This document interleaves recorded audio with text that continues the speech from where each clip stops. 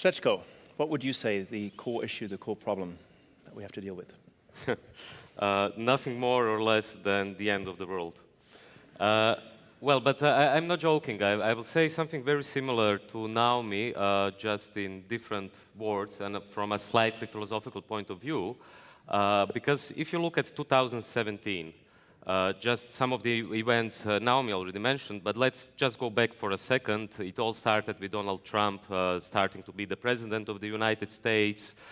In the meantime, the refugee crisis in the European Union was going on. Yemen was still bombed. Today we can see cholera in Yemen again. Then we saw during summer the biggest amount of wildfires from Canada to Croatia. We saw hurricanes, the possibility of global ecological disaster. With the recent Czech, Austrian and German elections, we saw the insurgents not only of right-wing extremist parties, but actually of autocratic, the possibility of having more autocratic regimes in Europe, except Turkey and Hungary, for instance. So what we have here is precisely, maybe for the first time in recent history, that we have a sense that the end of the world is coming. You could have seen it already before Trump became president, for instance, in the New Yorker, where a nice article was published about the doomsday preparations for the super rich, where you have people such as Peter Thiel getting the citizenship in New Zealand, or Elon Musk, you know, dreaming about the colonization of Mars. Why? Because all of them, the super rich, are aware that the world is going to end.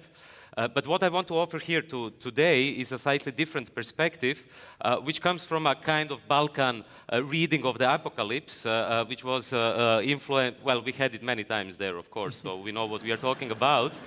And it comes from my good friend from the Lacanian School of Philosophy, Alenka Zupancic, who recently discovered a wonderful text under the ingenious title by a French philosopher, Maurice Blanchot, called "The Apocalypse is Disappointing." I don't know if there ever was a better title concerning the apocalypse, but let me tell you what it means and finish by that, because it actually brings us to some sort of hope and a possible answer to this end of the world which is in front of our eyes developing. So Blanchot wrote this text in 1964, which is, as if you like movies, you will remember this was the year when Kubrick shot Dr. Strangelove, and this short text, Apocalypse is Disappointing, is precisely about the bomb with the big B. And Blanchot is putting forward the following thesis, which I think holds true even more today, when there is not only the threat of the bomb, but the threat of an ecological disaster, the threat of a permanent state of exception, and so on. What Blanchot said is that with the bomb, in the 60s, but I claim that it holds true even today, it is for the first time that humanity as such got the conception of itself as a whole, as a totality. Because if the bomb goes, you know, Donald Trump puts a tweet and we have a nuclear war, all of us will be fucked. You know, it's not only someone here in Amsterdam or someone in Croatia, the whole world will disappear. So why is the apocalypse disappointing from Blanchot's point of view? It is disappointing because we will lose something, this whole, which we still didn't succeed to build. You know, and this is why Alenka Zupancic said that for the first time, the perception of the whole, of the totality of humanity, of something which might be a global community, comes through pure negativity, through something which we might lose. And why is this something which might give us hope?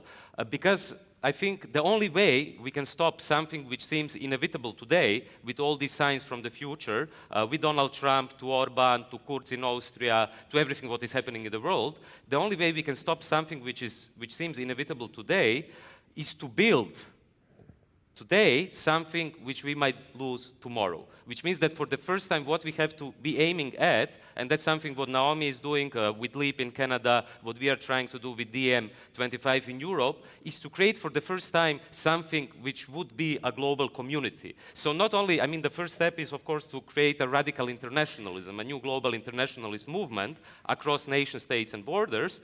And this should be a step towards building a global community. So in that sense, the only way the apocalypse will not be disappointing is if we are able to succeed to build the totality and the whole of the global community which we are about to lose. Thanks a lot.